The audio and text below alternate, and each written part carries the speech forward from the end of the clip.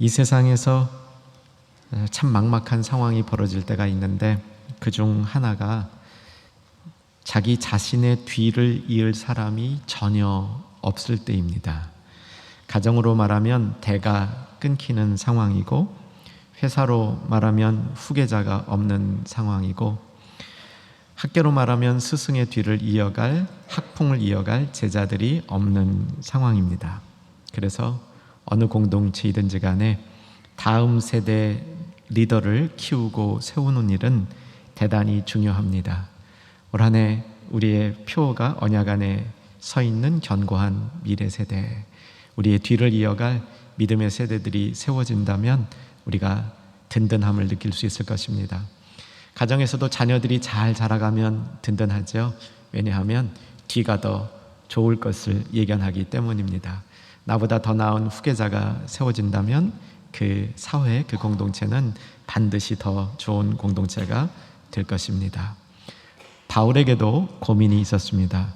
자신의 사역을 마무리해야 되는데 내 뒤를 이어갈 인물이 누군가. 바울은 기도하는 중에 디모데다, 또 한편으로는 디도다, 이런 마음에 확신을 갖게 되었습니다. 그래서 오늘은 디모데에게 바울이 어떻게 네가 나를 대신해서 나보다 더 나은 리더가 될 것인가, 그 부분을 교훈하고 있습니다.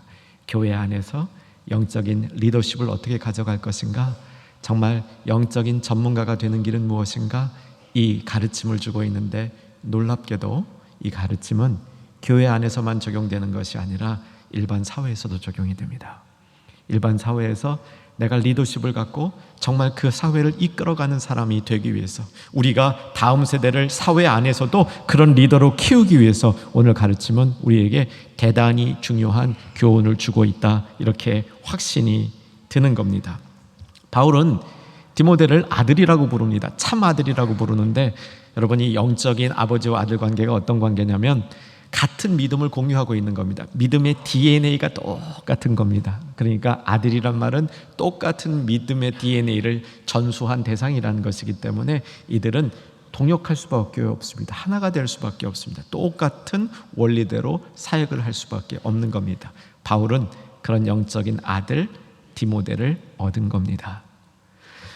오늘 우리도 이 말씀에 귀를 기울이면서 과연 내가 세울 영적인 디모데는 누군가, 우리가 젊은 우리 교우님이라면 나는 이 땅에 다음 세대로 어떻게 더욱더 리더십에 확고한 전문인으로 세워질 수 있을까 한번 생각해 봤으면 좋겠습니다. 복된 메시지는 가끔 우리가 복습을 해야 됩니다. 복된 메시지 중에 나누고 싶은, 복습하고 싶은 하나의 말씀은, 한나가 아들이 없어서 고민했지요. 기억나시죠? 한나가 아들이 없어서 너무 삶이 힘들고 불안했습니다. 내 뒤를 봐줄 아들이 있어야 되는데 하나님께 전심으로 기도했죠.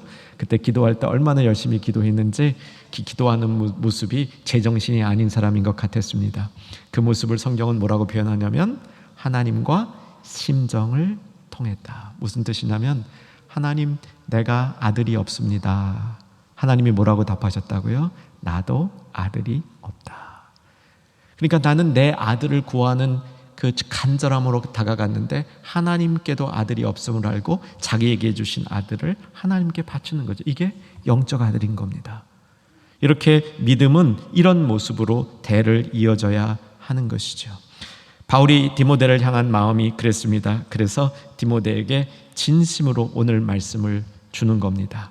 오늘 말씀으로 돌아와 보면, 오늘 말씀에는 크게 세 가지 영적 원리가 남아 있는데 이 세 가지 원리를 먼저 보기 전에 디모데의 상황을 살펴봐야 됩니다.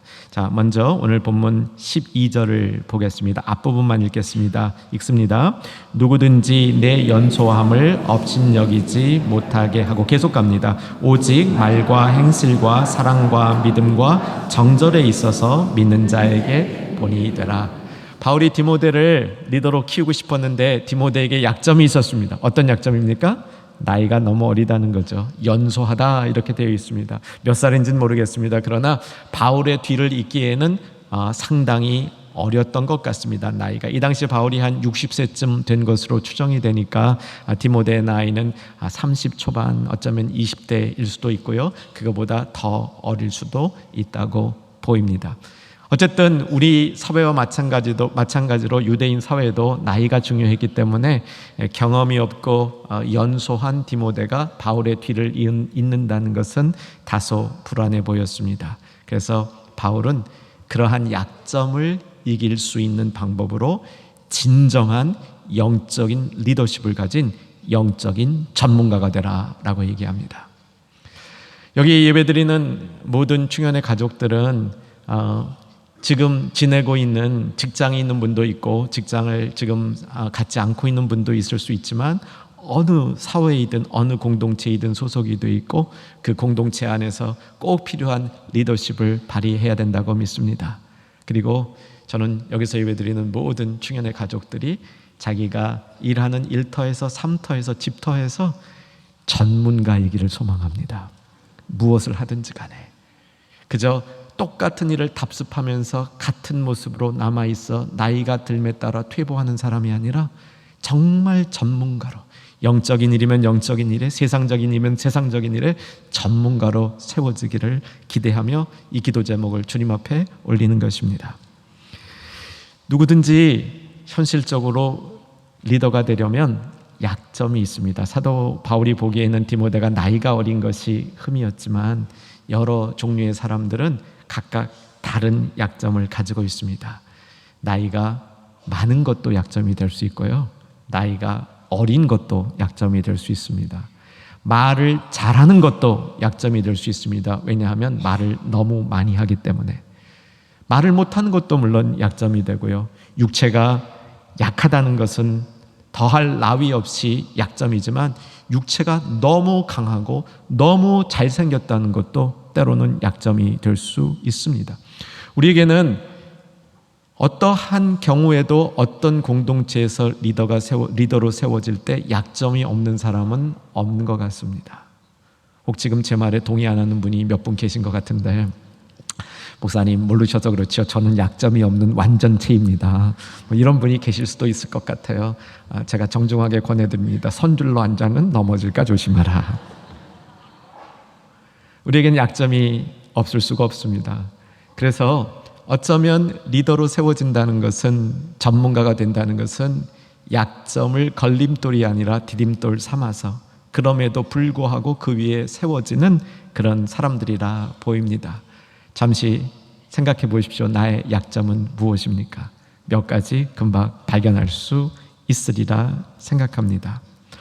자, 디모데에게, 약점이 있는 디모데에게 바울은 세 가지로 전문성을 갖춰서 리더십을 확고히 세울 수 있는 길을 오늘 본문을 통해서 보여주고 있는데, 첫 번째 원리가 13절에 나옵니다. 자, 같이 한번 13절 눈으로 따라가서 읽기 시작합니다.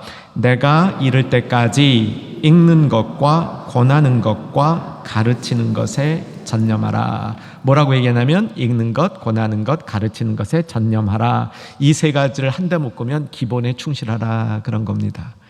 첫 번째 원리는 기본에 충실하는 겁니다.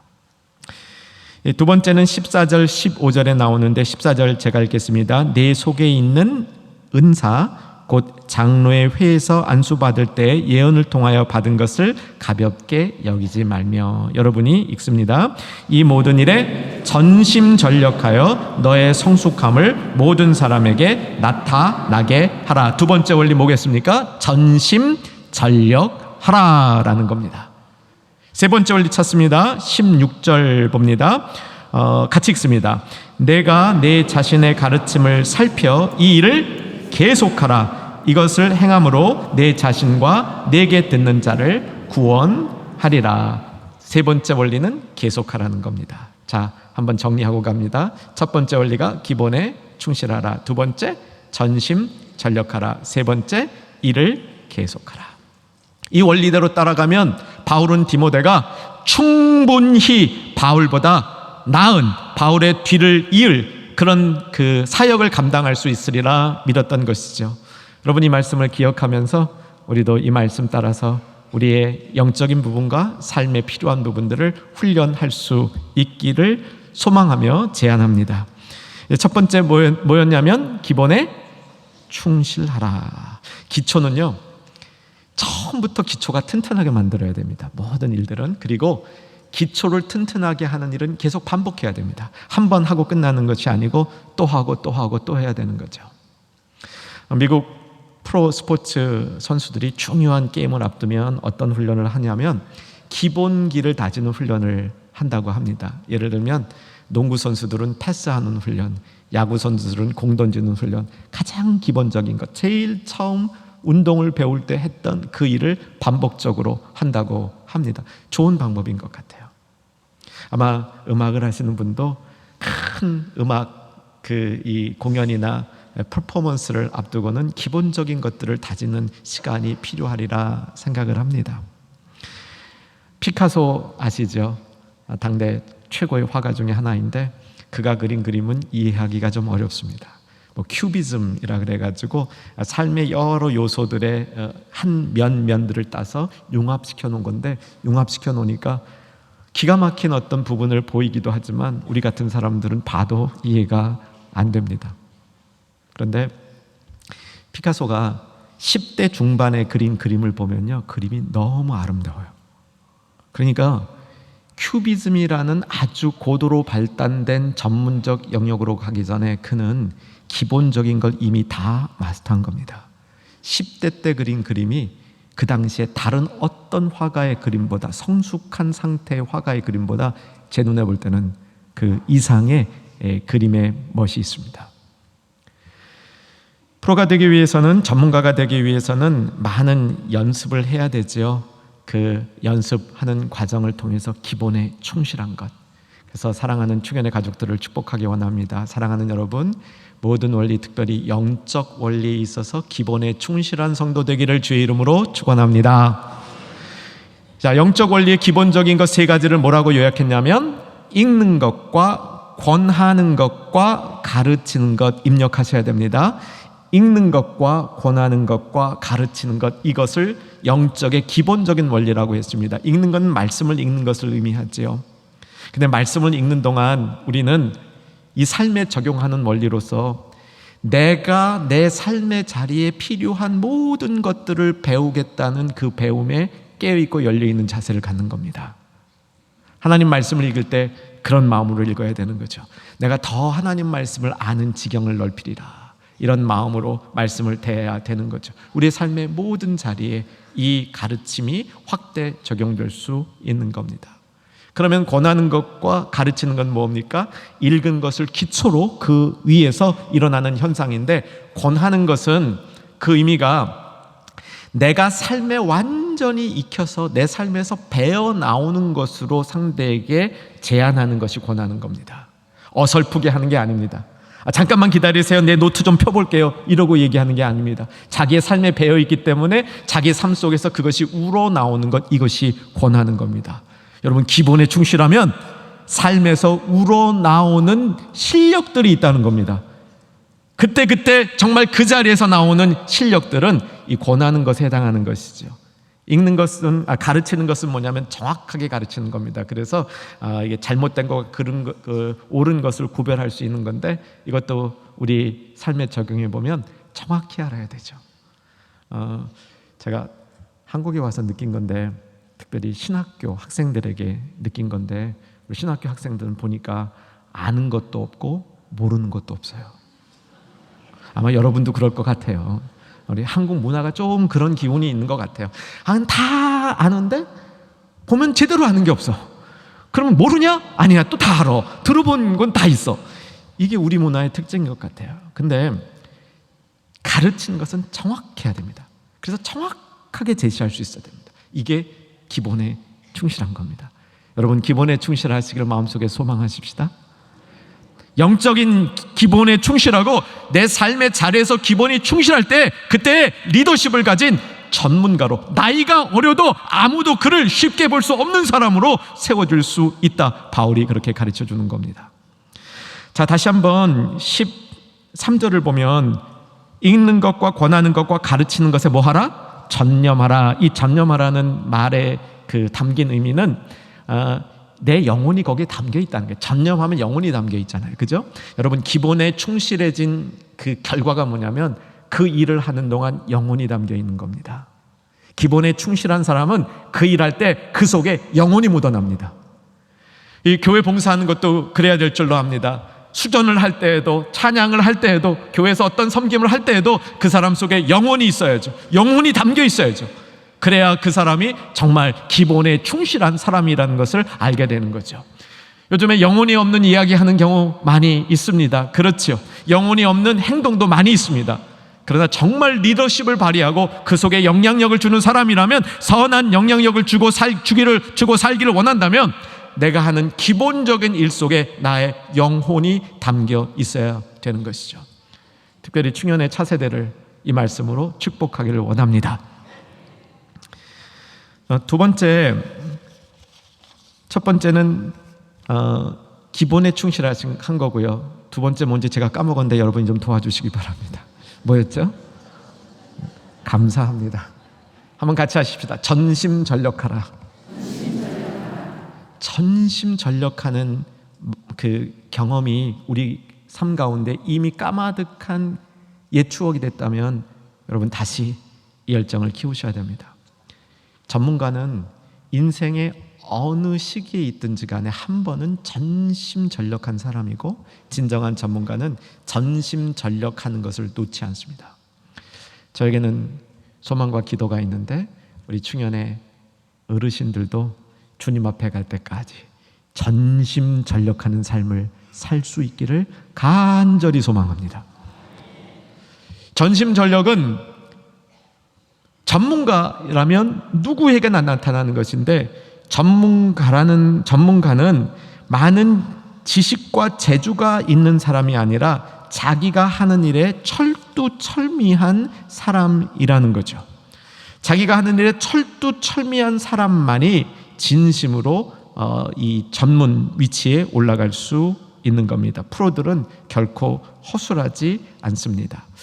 이 본문의 전심전력은 우리말이죠. 우리말이 원문에서는 어떤 그 뜻을 우리말로 전심전력하다 옮겼을까? 한자로 전심전력하다가 아니고 성경 원어에 있는 전심전력하다의 의미는 놀랍게도 두 문장입니다.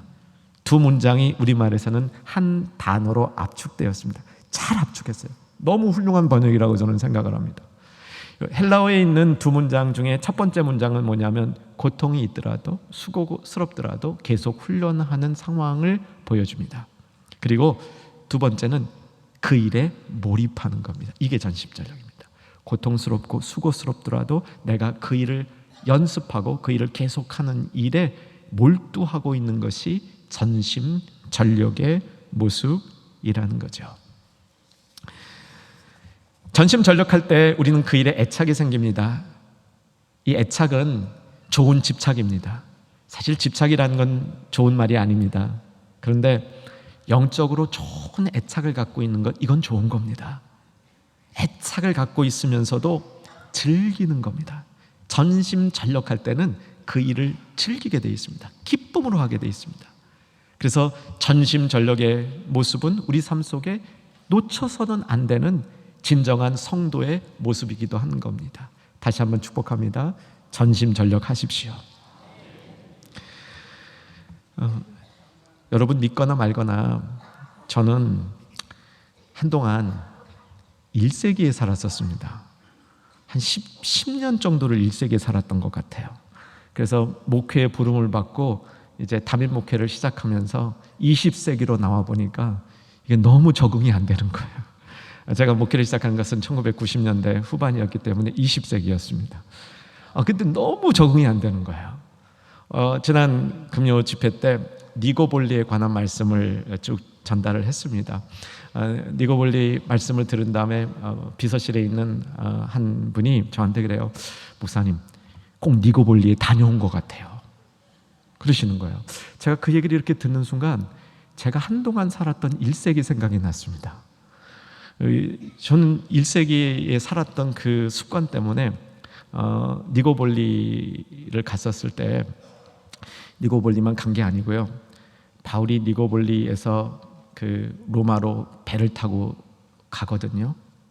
그 장면을 저도 한번 느껴보려고 가장 가까운 항구에 가서 배를 타고 바울이 갔을 것으로 추정되는 그 이탈리아에 있는 항구로 브린디시로 갔습니다. 저 이런 것도 해봤어요. 근데 여러분 보실 때 좀 낭만 있어 보이죠? 배 타고 이렇게 가는데 배표를 이게 끊었는데 타려고 가보니까 그 배가 화물선이에요. 그런데 그 화물선에는 트럭 운전하시는 분들만 이제 다 타 있는 거예요. 저희 같은 여행객은 거의 없습니다. 게다가요, 이 겨울에 배를 탔는데 이 배가 얼마나 흔들리는지 평생 안 해보는 배멀미하고 엄청 고생했는데 느낀 게 있어요. 뭐냐면 바울도 이렇게 고생했겠구나. 이게 몸으로 느낀 거죠. 여러분, 전심전력하는 것은 자기 몸이 반응하도록 그 안에 몰두되어 있는 겁니다. 그래서 전심전력할 때 그 사람의 약점이, 그 사람의 연소함이, 때로는 연로함이, 때로는 약함이, 때로는 성격적 결함이 전심전력하는 그 모습 속에서 하나님의 은사로 덮여질 때 그 문제가 해결이 된다. 저는 이렇게 믿습니다.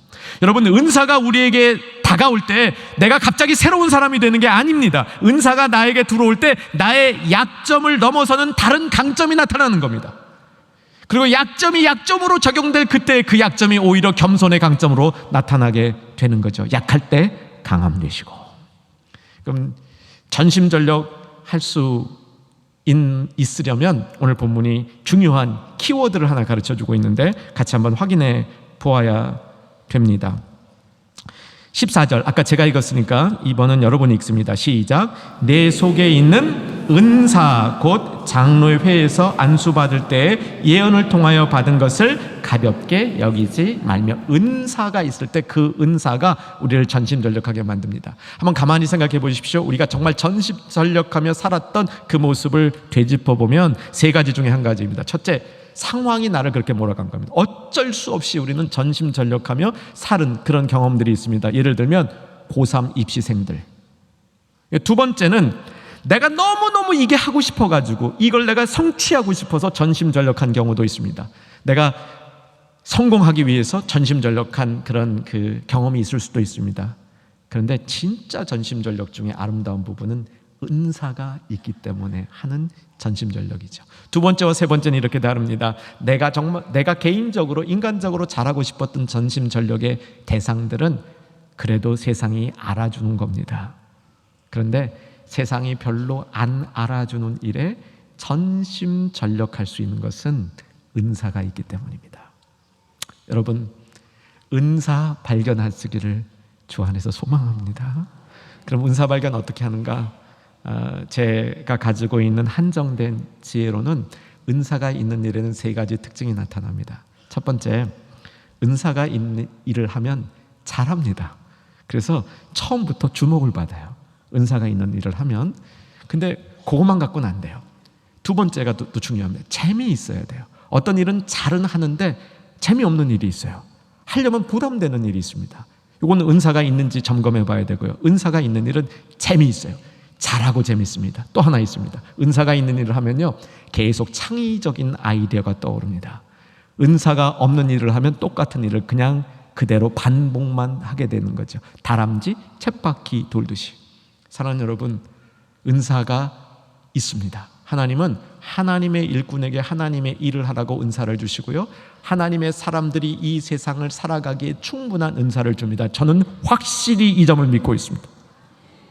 그래서 그 은사를 찾고 그 은사를 따라서 전심전력하는 삶을 살 때에 교회 안에서 교회 밖에서 하나님의 사람들은, 영적 원리에 충실한 사람들은 승리하는 삶을 사는 줄로 확신합니다.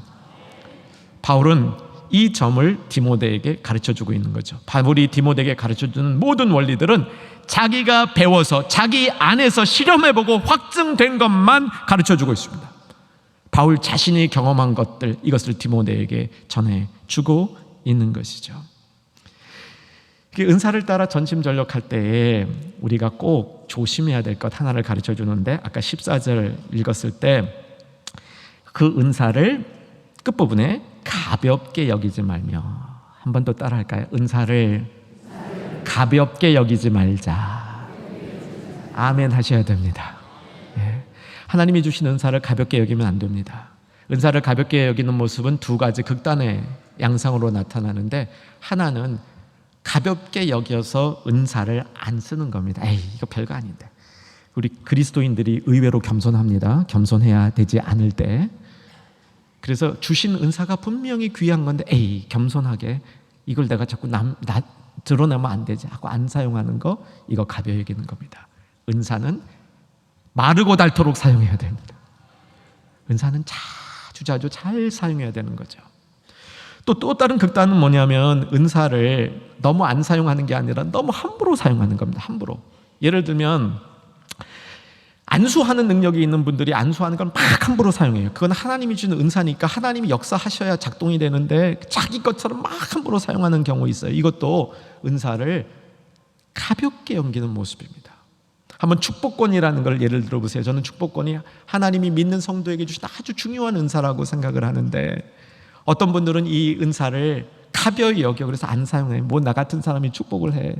여러분 같은 분도 축복할 수 있습니다. 그 축복의 능력이 다른 어떤 영적으로 훌륭하신 분 못지않게 클 수 있습니다. 진심으로 전심으로 축복을 한다면. 그래서 그걸 사용하지 않는 것 잘못입니다. 또 어떤 분 너무 사용해. 너무. 그래서 또 영혼 없이 사용해요. 이것도 문제이죠. 그래서 은사는 가벼이 여겨서는 안 됩니다. 하나님이 주신 원리에 따라 잘 사용할 때 뭘 위해서? 전심전력하는 일을 해서 은사를 사용하고, 은사가 있어야 전심전력할 수 있음을 기억하기를 주의 이름으로 권합니다. 세 번째 뭐였습니다? 제가 또 까먹었습니다. 계속하라. 감사합니다. 첫 번째 뭐였습니까? 기본에 충실하라. 두 번째 전심전력하라. 세 번째 계속하라. 주님의 일은 계속해야 됩니다. 한 번 하고 거기서 끝나서는 안 되는 거죠. 주님의 일을 계속하는 동안 우리에게 뭐가 나타나냐면 진보가 나타납니다. 진보. 자, 오늘 말씀 가운데 한번 다시 보시면 15절, 이 모든 일에 전심전력하여 너의 무엇을? 성숙함을 모든 사람에게 나타내게 하라, 이렇게 되어 있는데, 우리 충영 가족 가운데는 성경 암송을 참 많이 하신 분들이 있죠.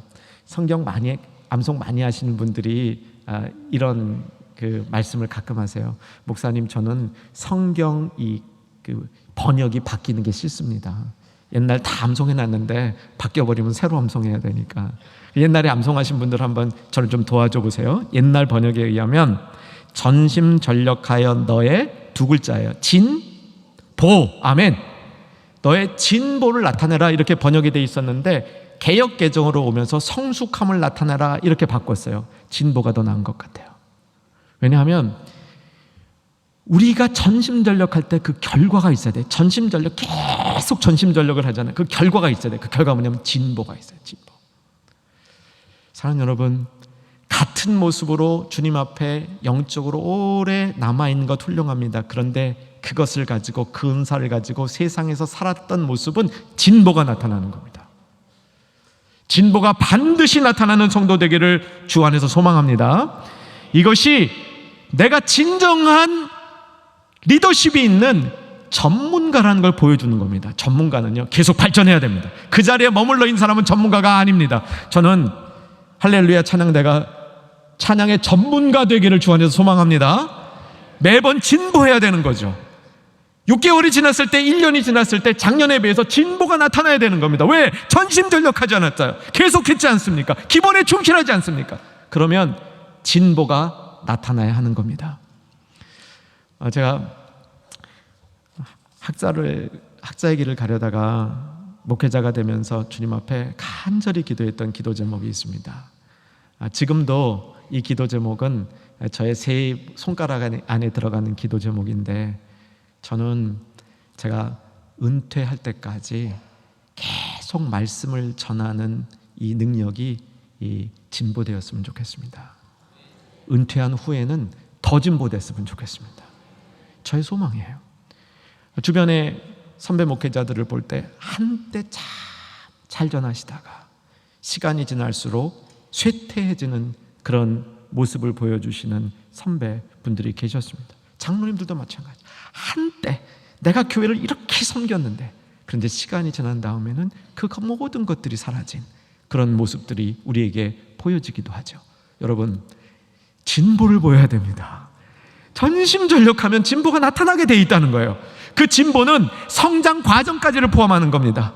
딱 결과만 진보된 것이 아니라 성장 과정이 주변 사람들이 보여줄 때 그 사람이 진정한 리더라는 겁니다. 어떻게 변해지고 어떻게 발전하며 어떻게 늘어가고 있는가, 그것을 그 공동체가 함께 소유하고 있을 때 그 사람이 진정한 리더라는 겁니다. 어저께는 별로 기도를 많이 하는 분 같지 않았는데 시간이 한참 지나다 보니까 저분에게 저렇게 깊은 기도의 능력이 있구나, 이런 진보가 나타나야 되는 것이죠. 여러분, 반드시 나타나야 됩니다. 반드시 나타나야 그 사람이 선한 영향력을 미치는 하나님의 일꾼이 된다는 사실입니다. 계속하는 게 쉽지 않습니다. 사랑하는 여러분, 한번 잠시만 점검해 보세요. 내가 이 생리적인 육체적인 일로 매일 하는 거 빼놓고, 예를 들면 숨 쉬는 거, 밥 먹는 거, 그 다음 그 정해진 시간에 출근하는 거, 이런 거 빼놓고 내가 선한 어떤 일들을 훈련에 의해서 매일 할 수 있는 게 몇 가지나 됩니까? 아마 거의 없는 분이 꽤 될 겁니다. 여러분, 기도를 매일 하실 수 있으세요? 말씀을 매일 읽으실 수 있으세요? 물론 형식적인 기도는 매일 할 수 있습니다. 식기도 정해놓고 3번은 하실 수 있고요. 아침 저녁을 일어나서 매일 하듯이 그냥 어떻게 보면 똑같은 패턴의 기도를 할 수 있습니다. 그런데 제가 말씀드린 기도는 뭐냐면, 하루에 한 번 하나님과 내 영혼이 연결되는 기도를 하실 수 있습니까? 매일? 말씀 읽는 거요? 장수를 따라서 몇 장씩 읽을 수 있는다, 그런 거 말고 하나님의 말씀의 씨앗이 내 영혼에 떨어지는 거, 이거 매일 하실 수 있습니까? 쉽지 않죠. 그런데 뭐라고 얘기하냐면, 은혜는 하루 단위. 어저께 받은 은혜가 오늘의 영향은 주지만 하나님은 오늘에 주실 은혜를 또 예비하고 계십니다. 믿으시기를 주 안에서 소망합니다. 그래서 우리가 계속하는 게 이렇게 중요한 겁니다. 혹 매일매일 하기가 힘드신 분들은 일주일 단위로 하는 것도 참 좋습니다. 일주일 이상은 하나님이 만드신 그 리듬 같지는 않아요. 제가 볼 때는 내일이 하나님이 만드신 리듬이고요, 일주일이 하나님이 만드신 리듬이고요, 1년이 하나님이 만드신 리듬이라고 봐요. 근데 일주일 단위가 굉장히 중요합니다. 그래서 일주일에 한 번은 내가 주님 앞에 나 자신을 온전히 세워놓고 주님을 똑바로 바라보고, 내가 어디를 향하여 가고 있는가, 내가 지금 붙들고 살고 있는 게 바른 걸 붙들고 살고 있는가, 정말 제대로 꽉 붙들고 살고 있는가, 이런 것들이 점검이 돼야 됩니다. 정조준해야 되는 거죠, 하나님을 향하여. 이것이 일주일은 한 번은 우리가 해야 되는, 꼭 해야 되는 겁니다. 계속 해야 되는 거죠. 오늘 본문에 계속하는 게 참 어렵다는 걸 알고 우리에게 교훈 하나를 주고 있는데, 그 교훈이 뭐냐면 16절 다시 한번 보면 제가 읽어드릴게요. 내가 내 자신과 가르침을 뭐하여? 살펴 이 일을 그 다음 계속하라. 여기서 이 일이 뭐냐면요, 전심전력하는 일을 계속하라는 얘기가 아닙니다. 뭐가 이 일이에요? 살피는 겁니다. 너는 너 자신과 너의 가르침을 살펴 그 살피는 일을 계속하라, 이거예요. 자기를 돌아보는 일, 내가 어떤 교훈을 받고 있고 어떤 교훈을 붙들고 있고 어떤 교훈을 향하여 나가고 있는가, 이거를 살피는 일을 계속하라는 겁니다. 그럴 때 진정한 하나님이 기뻐하시는 리더십을 주는 겁니다. 하나님이 이 세상을 이끌 수 있는 힘과 나의 삶의 자리에서 내가 부족한 점이 있다 하더라도, 연소함이든 연로함이든 뭐 어떤 영역에서 내 부족한 부분이 있다 할지라도 이 영적 원리를 지키고 살아갈 때 하나님이 그 삶의 자리에서도 저와 여러분을 세우신다는 겁니다. 바울이 평생 깨달은 것을 디모데에게 모든 마음을 다해서 가르쳐주고 있는 교훈의 내용입니다. 사랑하는 여러분, 우리가 다시 한번 영적인 일, 읽는 것과 권하는 것, 가르치는 것, 기본적인 것, 이것에 우리의 마음 들여져 잘 다루고, 무슨 일을 하여도 전심전력하는 삶의 태도를 익혀서 진보를 보이시고 자기를 살펴서 이 살피는 일을 지속하는 복된 성도 되기를 주의 이름으로 축원합니다.